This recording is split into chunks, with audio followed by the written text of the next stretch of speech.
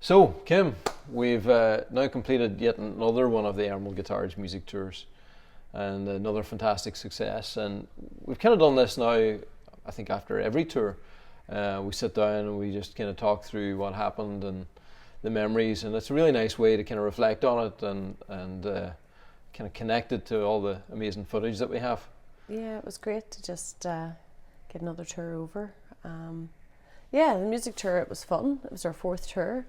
And another successful one, as you said, with great music, great venues, and great people. Yeah, I mean, it's always been I think a great experience for us. We love doing it. We said at the outset that whenever we do this, we want to be hosting people as if they're our friends, and we're taking them to the places that we love best. So yeah. It's like all our favourite locations around County Donegal, all the places that we go to if we get some free time, but bringing it to life with all our favourite musicians, and that's what makes it really, really special. But so I think for the people that are watching this, there's going to be two different sets of people watching. There's going to be the people that have been on the tour, and this is a great highlight video. They get to see all the things and the memories, and we've had so many people from the previous videos that are sharing them to all their friends, and that's really nice. But for those who are thinking about coming on the music tour, this is a great way to give people an insight into it. Because it's hard to understand. Well, what does a music tour mean? Well, it's a tour with a lot of music. It's also a holiday. And it's a holiday. To come. Yeah. Literally, you pay your money for the tour, and you arrive in Dublin. And after that, you don't have to think about another thing until you arrive back in Dublin to go home again. Yeah, it just makes it easy. It just it takes the kind of fear out of coming to Ireland and the logistics of travelling or driving, and plus then you have fantastic accommodation, fantastic food. Like, we're taking our guests to our favourite restaurants to have food. It's all proper quality. Yeah. And I think we maybe took it for granted until we started running the tour, just how maybe for some people it's such a big deal coming to Ireland, and maybe a little bit daunting in terms of the logistics. A lot of people have said they'd thought about doing it for years, coming to Ireland, and just the idea of how to do that was a bit daunting, but coming on the music tour, where it was all organised, just made it so much simpler for them. Yeah, well, that's a real to answer all the questions that they have about visas and things like that, if they need travel visas, and and I'm able to help them just if they're coming in early, giving them recommendations of hotels to stay in, which some of the guests did come in early, just to kind of get over the jet lag. But it is, some people are nervous of driving on the other side of the road in a different country, and so it takes all of the fear out of it, and it allows them to come and experience Ireland in a way that most people want to experience Ireland. So I picked up all the guests in Dublin, and I went down and met them, and you were there as well. We both greeted them. Forget I was there. I did forget you were there. But yes, we were both there. We greeted everybody and met them at the two different locations, at the airport and at the hotel, which a lot of people stayed in the night before to get over the jet lag. And it was great. You arrived there and everybody had already made friends. It's like, without having name badges, people just knew, oh, you look like somebody's on the music tour. Well, some of them had guitars with them, so they spotted them playing an Emerald in the corner. They knew they were there for the tour. We recommend that everybody that is flying in stays in the same hotel, and then we can connect people with, some of the guests that are already there beforehand. Yeah, so we arrived, we found a bunch of people that had already started to connect, which was great, and we got them on the bus, and we head for Donegal. And it's about a 3-hour drive north, and there's a stop in between. With a stop in between. But this year I wanted to do something a little bit differently, so I wanted to really get the music going early, and I brought an X7 along with me, and Keelan, that was on the music tour, he had an Amicus as well. Yeah. So we brought the two of them out. We started to hand them around the bus, and it was great. It just instantly everybody just connected to the music. Well, I think the bus journey flew because people were engaged in what was happening on the bus rather than the time it was taken to get to Donegal. Yeah, so I think we hadn't even left Dublin that far whenever there was a proper jam session. One of the guests started playing Copperhead Road, and it was perfect. It was fantastic on the Amicus, and So that's a great icebreaker, and people then started talking about music and connections, and it's a great, music is that one connector that keeps everybody together through the week, and it's the one thing that everybody has in common.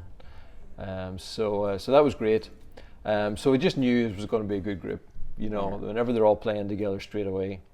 And so then we get them up to Rockhill House, and that's really when people get the first experience of what the accommodation is like, and it's exceptional there. Yeah, well, Rockhill House, again, we're delighted to be using Rockhill House for the music tour. We get it's a big country estate, and it's beautiful. It's in like over 120 acres of grounds with woodland around it, and it's just it's like a big stately home. If you like Downton Abbey or shows like that, that's basically what you're walking into in Rockhill House.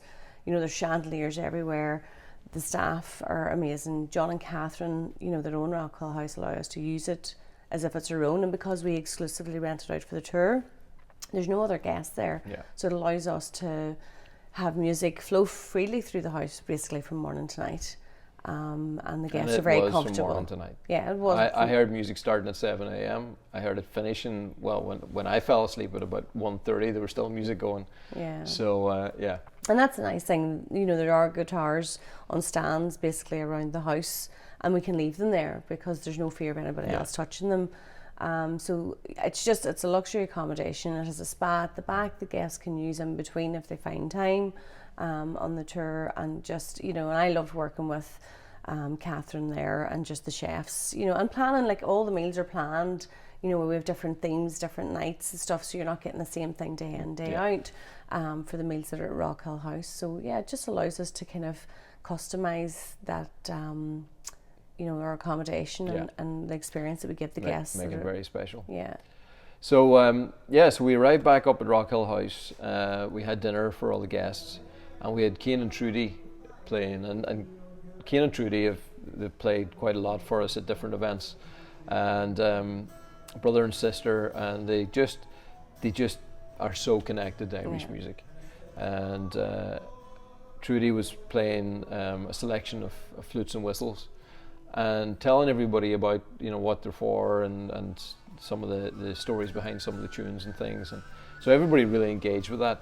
And what's great actually on the music tour, all our musicians love it as well, because they're not background music. It's an audience that's engaged. Everybody is really engaged with the music that they're hearing. So even though it's like while dinner is happening, people are stopping and asking questions and interacting, which is really, really nice even for the musicians. And then it went back to the piano room for a jam session that, like, even on the first night when people are tired, people were still playing until midnight. So that was really, really nice. So then Monday morning, Monday's always the factory day. So we get everybody together, and then we come out to the factory, and that's a great time. I love doing it as well, because I personally take everybody on the factory tour and take people around, answer all the questions, give them a really great insight into the history of the factory here, how we build the guitars, the whole processes. Yeah, plus we're very proud to show off the new factory and all the hard work that's gone into making it a factory that you can run tours on. So that's very new for us. We've only been running factory tours for just over a year. And it's just lovely to see local people and tourists coming in through to actually see how we manufacture our guitars. So it is open to the public as well. It's not just for tour guests. But and it's lovely for our team as well to get to see some of the guests that are on the tour, because a lot of the tour guests are previous customers. That so the sales guys would have interacted with, that the guys would have made guitars for. So it's nice for them to actually see a face behind the name that was on this guitar going through the factory as it was being made. Yeah, no, definitely. So we take them on the factory tour. It always lasts way longer than we intend, because there's a lot more questions than that's than a nice we expect. Part. I think the guys. So we give it its time, and then I always finish up then in my office where we have a cheeky toast, a little whiskey toast, and so that's a nice moment. Everybody always likes that. Yeah. So while you're running the factory tours up here, I have caterers coming in to do lunch in our guest apartment. It's actually just beside the factory. Yeah. So I get lunch ready there for everybody, and it's nice because it feels like they feel like they're coming to our home. Yeah. Well, it is. It used to be our home. It used to be where we lived. But it is still a big part of our family. We use it a lot for our own private parties and stuff. So yeah, it's a nice environment down there. So we had the lunch there, then down into the cottage, and everybody always is anticipating our little a cottage. cottage concert because people have seen it in content and stuff, so that's their first time to actually be in it. And it is such a beautiful location, and this year we had Tanya McCall, and she just blew the roof of that place with her amazing voice and great songs. Yeah. I think for me, every time we have a concert in that wee cottage, I tear up. Yeah. Because, you know, we had the vision for that years ago whenever we were kind of redeveloping the property and stuff, and just to see the concerts happen in there, it does. I think we both get quite emotional about it because it's a very personal thing to us. Yeah, that's such a cool little building that's been there for way longer than we are. You know, it's probably a couple hundred years old, and to have brought that back to life and to have music on it is really cool. It's really special. So we had that concert. We had our live shipping video where we brought all the guests in for an audience, and that makes me feel really uncomfortable. It's okay to do it in front of the camera with Andreas, but with a whole live audience. You did okay. But that's always fun. It is good. Yeah. And then back then for a late night jam session, which went on, as I say, to probably 1 a.m. Yeah, well, there was dinner as well. So that was actually the night that we did the Irish themed dinner, and the guests loved that. It was a great dinner. Yeah. So then Tuesday is always a great day. So we've kind of always keep that day for Glenveigh. Well, Glenveigh is Donegal's national park. It is, and it's a very special place. So we started off again music at breakfast. Again, more pancakes and waffles and bacon and all the good stuff. And then we had the falconry up in the walled garden. Yeah. And that's always a highlight for everyone. That's a great highlight. Everybody enjoys. Because we don't talk about that as much in the promotion of it, but it's kind of like a little surprise in there for everyone. Yeah. It's always been fun. So everybody just interacting there with the birds, and that's it's pretty cool. And then that sort of sets the vibe then for going on to Glenveigh, which is a beautiful drive down there. And then I always take half of the group and I'll walk up into the castle. We walk up all along the lake, that's probably about a 2-mile walk. Yeah. But it's nice. I go on the bus. You go on the bus and take. Well, I go on the bus because there's sometimes we have guests that maybe have mobility issues and stuff like that. Yeah. And that's one of the things we can cater for. You know, we've had that in a few tours where someone just maybe can't walk long distance, and the same with Rockhill House. Yeah. You know, we can accommodate people that would have mobility issues. Yeah. So it's very accessible for everybody. So I love doing the walk up there, and it's nice because you just kind of get really connected to the environment, because a lot of the places we go to, you're going there in the bus, but there's something about just walking for a distance in Ireland and feeling that, the misty air, and so it feels like proper Ireland to people. And then you arrive up and you're hearing the music coming. So as we're arriving, and you haven't had that experience yet, you need to do it the next time. Well, as we get off the bus, we hear the grounds. There's music coming from different parts of your ear. You're picking up the music at the lake house, or you're picking up the music in the walled garden, or so you are getting the same experience getting off the bus. But maybe not, as you're kind of hearing it very faint, and then it builds as you get closer. Yeah, so and we have different musicians that play in different places around the park. So that's a really nice experience. And then one of the really cool moments is coming back down and on the bus, and it just seems to always happen where it just breaks out into song. So we had a great jam session, or not a jam session, but a sing along. I think Una and Alban, they started everybody singing, so that was cool as we were coming back down on the tour bus. So then from there, and that was kind of a wet day, but it didn't dampen the spirits. We managed to. And there's enough places to go in. There's always the places, coffee shop, the castle tour. The walled garden has the massive orangery that you can stand in and stuff. So there's a few showers on and off through the week, but it didn't hinder any of our plans. And we always have a contingency plan, and this was the first tour that we've done where we had a little bit of rain, which we were always concerned how we would handle that, and I think the backup plans worked. It added to it, if anything. Yeah. So we went from there. We went via my old house where I first had my first workshop when I was about 6 years of age. I just find it really funny that you take a tour bus up the risky road, and it's the road is just the width of the tour bus, but we do, and it's nice, and I love doing it because it's where my ancestors are from, and it just connects to. Well, people that live in the house that used to be your house, and they see the tour bus pull up every now and again, and all the heads looking in, must think, what is this? So we go past there, and then on to Doe Castle, and the weather had closed in a little bit, so we had planned to have music there, but instead we moved it onto Old Glen Bar.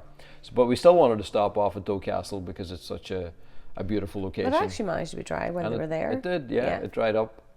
And then we went to Old Glen Bar, which is Donegal's oldest pub. Yeah. And that was really nice because we had a traditional Irish set there. Yeah. We had some beautiful musicians that just made incredible music. Bought everybody a pint of Guinness, and we all gathered around that little back room and just listened to music, and that was and I think really nice way to spend a couple of hours in an afternoon. So that was fun. But just a really nice way to spend an afternoon, and people felt like they were getting that really authentic. Yeah, well, you had the turf burning in the fire. You're in a traditional Irish pub with music playing, and that's what people want to experience. So our backup plan worked really well. 1768, I think that pub was was made, something like that, or first established. So it's got a lot of heritage there. So that was just a really wonderful day. Just filled with music, filled with connection, and you just see the group really bonding together. Right, so Wednesday's kind of, it's hard to say that anything's my favorite day, but Wednesday is a day that I love because it's kind of goes to one of our favorite places. So we take them, the end destination that we're taking them to is the Stores Bar. And if anybody's ever seen the little video we did a few years ago for St. Patrick's Day called The Session, that's where we're taking people to. So we go around the coast to Gala, and stop at the Gala viewing point, and you're right up on top of a cliff looking down on the wonderful beach and the Ballinastalker Bay.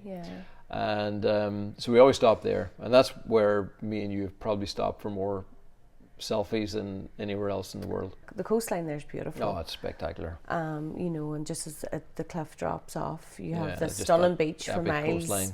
That it has been voted one of the nicest beaches in the world. And it definitely is, and it's the way you get to see it there when you stop at the top of the cliff looking down on it. So we stopped there, and we sent the bus driver. He climbed up onto the side of the hill at the other side of the road, and took a picture of us all, which is very nice. We always stop there, and then on around the coast to Port Salin. And the Stores Bar is just this beautiful little pub sitting right on this little tiny harbour, and it's just such a nice backdrop for music. And that's why we chose it that first time for doing that little session video. But we've brought people there now a couple of times to kind of recreate that and be part of that. So we had Mark Black and some of his friends there to lead a jam session, and everybody brought their guitars with them that day and joined in, and so it was so really guests interactive. knew that it was going to be an interactive day. It's where they get to join in and jam with the music that's happening. And they all seem to love that. So it kind of was like in the round. There was just different people would sing a song and it would pass on to the next, and different people would join in. There's guitars being passed around to everybody. So that's always a beautiful time. And then from there we were watching the weather, and I was watching the weather in Port Salin, and it was blue skies, and we were contacting Joe from Sailor Bill, and he was like, I don't know what weather you're watching, but I'm getting different weather here, because he was in like torrential rain in Letterkenny and heading towards the Lighthouse. But so we were like, well, won't we do the Lighthouse concert? And it is such an amazing experience to have a concert there on the helipad. But so we were negotiating that, whether it would happen, but I'm normally of the opinion, let's go for it. Just go for it. And the tour guests didn't have a clue, because they're enjoying lunch in the Stores Bar in between the sessions, and you're on the phone to Sailor Bill trying to work out whether you're going to have a concert in the back of his transit well, or on the helipad. And that's what Joe said. Joe says, listen, if I have to play out of the back of the van, I will. Yeah. We're going to do something anyway. So we went for it, and the guys were setting up, and the rain did start coming down, and all the guests were arriving, and we're like, right, let's just go for it. Yeah. So the guys played the first 2 songs, I think, with the rain coming down on them, and It was kind I of was wind watching blowing them sideways. I'm watching the rain bouncing off the top of the drums as Seamus was playing, and it was definitely, it's a pretty epic backdrop for a concert. The rain blew over very quickly. Yeah. And then people got to just enjoy the experience, and Joe definitely puts on a great performance. Oh, the enthusiasm. Oh, there was dancing and twirling and he had the amicus that he had stole. Let's say acquired from me a couple of nights previous. He fell in love with the amicus on the was it the Monday night that he came up? Yeah, he called up to visit on the Monday night. And so he acquired an amicus. And these guys come and join us for parts of music, and all of a sudden they're like, I'll just borrow this guitar, Alistair. And I'm watching the guitar go out the door, and I'm the one that does all the accounts and bookkeeping, and then you're like, aye, sure, we'll get some videos out of him. We still have to make a plan for Joe. But yeah, so that was great fun. That was really, really good fun. Such an incredible backdrop. And then we went off, some of the guests went for the tour up the Lighthouse. So it was actually the first time that I went up on it as well. That the guests were able to go on the tour and actually go climb to the top. Yeah. Which a lot of them enjoyed. Yeah, so that was cool to see inside a lighthouse. Yeah. And then from there, back in the bus and on down to the Singing Pub. Yeah. Which is another really iconic music venue. It's a thatch pub. It's one of Donegal's most famous pubs for music and food. Yeah. And Mairead and the team there do a fantastic job. Yeah. And it's really cozy. Like it's like everything that you would ever imagine an Irish pub to be. Turf fire and just that real old kind of world vibe. Yeah. And we had Ramon and the guys playing there. Again, they were fantastic. Those guys are so just good. So good. Yeah, so music was fantastic, food was great, and I think everybody went home just ready, filled with good food, filled with fantastic experiences for that day. Yeah, everybody was tired that night. I think the Wednesday is always, that's the day everybody has a wee bit of a slump. But so then Thursday is, like, it's hard to believe it's a short time, but we pack a lot into it. So Thursday is the final big day, and we headed up to Green and Fort. Yeah. And so Green and Fort is an ancient ring fort on top of a hill, and we knew that if there's going to be rain, it's going to be up there. So again, I'm like on the phone talking to Andreas, what's the weather like, is it going to be good? And we thought, yeah, we're going to go for it. So we had the Henry girls playing there. And we did set up a little bit of a tent just in case they get some rain. Yeah, to protect their amplifiers and stuff. We got up there and the weather was great. It was dry. But I remember standing up on the walls and looking out, and I could just see these walls of rain coming towards us.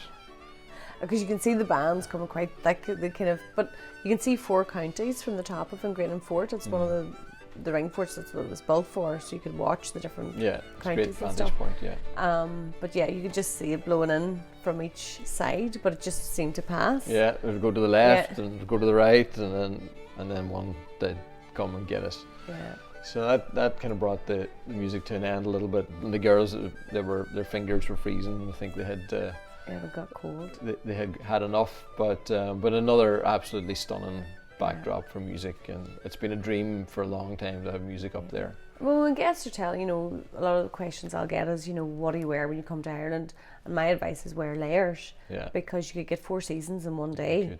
And this was the only tour that we did get, small bits of rain on, but no one got soaked. There's umbrellas and there's different things, so yeah, we're always fine. We're always well prepared for it coming in. And then from there we went on into Derry, and we had lunch there, and then took everybody on a walking tour around the walls. That's right, yeah. And so that's always a really nice experience, because it's not just a walking tour; it's a singing walking tour. So it's a musical walking tour. So our guide, she takes us up around the walls. It's a walled city, and tells us the history of the city through music, and sings some songs along the way, and gets everybody involved. So there's so much musical history in Derry. So that's a really nice experience. Yeah, I've never experienced the walking tours. I think I've always seemed to miss them. I think this time we had a guest that I had taken to do something special. It was a request he had kind of just put in, and he was going to hire a car, and I said, no, do you know what, I'll personally take you. So myself and Troy went off for a while when you were doing the walking tour, and it was just one of those things, you know, we do try and make these tours as personal as possible for each guest. You know, every single guest that comes is important. So yeah, I just loved that, being able to go off with him to do something that was very important to him while he was here. Yeah. You know, but yeah, the walking tours, the music tours seem to be great. Yeah. And then that finishes up at St. Augustine's, which is a really cool, a beautiful old cathedral just there on the walls, and we had Ports playing there. And it's kind of like this little secret concert, you know, and everybody knows what is coming, but it's, you know, kind of like the secret concert. And Ports is a band that the lead singer in it is Stephen, who's head of shipping and quality control here. So he's part of our team, and he's the lead singer in Ports. So it's great, you know, for people to be able to see one of our own team playing. And as always, just amazing music, just the way he presents it, and it's just really. You just see everybody is. Yeah, it was my first time to see Ports as well, because the Thursday always seems to be a day where I'm busy doing something else on the tour. I have to kind of leave for the midsection of the day. But yeah, it was great to see Ports this time around, and they had just released their album, a new album there, the week of the tour. So I think they're on Spotify if anybody wants to check them out. Yeah. So music was fantastic there, and then it actually was really cool because there's one song where they get everybody to sing along, and whenever we went back out onto the walls, then I remember looking back and there was 3 of the guests that were coming down towards me singing that song, and then whenever we were actually coming back in the tour bus as well, we got everybody was singing along to it, so that was kind of cool. But then it's back, and then the last night is our gala dinner. And which is always a really nice occasion when everybody gets dressed up. Yeah, well, it's nice. Okay, we wanted to have, I think every night there was dinner in the singing pub. You know, there was dinner. We had dinner at Rockhill House a lot of the nights as well. But we tried to change the theme of the dinners. But the gala dinner, I think, it's an excuse to let everybody get dressed up. It's kind of, you know, and we put on a really nice dinner at Rockhill House. You know, we kind of select a specific menu for everyone. You know, and it's just lovely. It's nice for photographs. It's nice to get everybody photographed together, and it's just one of those nice experiences. A time for everybody to reflect on the week, and And do you remember what Carlos did? So he heard about that it was dress to impress, but he may have interpreted it as fancy dress. Yeah. We'll say no more about that. Yeah, we may send a picture of Carlos you're a legend. In his outfit that he thought he was going to wear, and then we were like, maybe not. That was funny. Carlos was a great guest to have as part of it. He brought so much energy. And then we had the Irish dancing, and that was fun. That's another surprise we have for guests after dinner. We brought in some local Irish dancers, and they put on a great show for them. And then we got a few guests up to dance as well. Yeah, and it's not just any Irish dancers. These are world-class Irish dancers that have been in Riverdance and toured the world. Yeah. Yes, it's really nice to watch them in that sort of nice intimate setting. Yeah. But that's the week, and it comes to an end so quick, you know, and you see that night the friendships that have been formed. Yeah. You know, everybody's like, you know, swapping email addresses and numbers and talking about staying connected, and we've seen that a lot. You know, over the last couple of years. And what we've done as well is we set up a private Facebook group for all the guests that are on the tour. So it's a closed group, and you only get to join it if you've been on the tour. So that way it allows our guests to stay connected and exchange photographs and experiences of the week. So yeah, another absolutely epic week, and we're doing it again next year, but we're only going to do one next year. We're only doing one next year because next year's a massive year for us as a family. Our oldest daughter's getting married, and we just are taking time because the tours happen in a small space of time, but there's a lot of work that goes on in the background from myself and you and our team. So I think next year we just said we're going to do one tour. Do it exceptionally. It's going to be a special week, I'm sure. Yeah, so it's already, we released the date a few weeks ago, from the 5th to the 10th of May. No, from the 10th to the 15th of May. Oh, did I get the dates wrong? There you go. 10th to the 15th of May, 2026. Yeah. And if anybody's interested in coming along, what do they do? They can just go onto our website and go in to visit us. And at Visit Us, you'll find music tours. So click on the link. You can pay a small deposit that will hold your space, and then 8 weeks before the tour, you pay the final balance. So the spaces are limited, and because we're only doing one, there is only one opportunity next year to join it. So I'd advise booking early. And if you have any questions, you can also, there's an inquiry tab there as well. You can send me any questions that you have about the tour, and I'll get back to you as soon as possible with information. So there you have it. That's the Emerald Music Tour 2025 all wrapped up. Yeah. And yeah, definitely, if you've been thinking about coming to Ireland, if you've been connected with the Emerald Guitar story and want to see a little bit more about what we do and the environment that we do it in, really there's no better way to do it. We can guarantee you're going to experience Irish music like you've never heard it before, in absolutely beautiful locations, and Kim is certainly going to look after you really, really well. So hopefully you can make it. If you have any questions, certainly reach out to us, and hopefully we'll see you in Donegal in 2026. Yeah.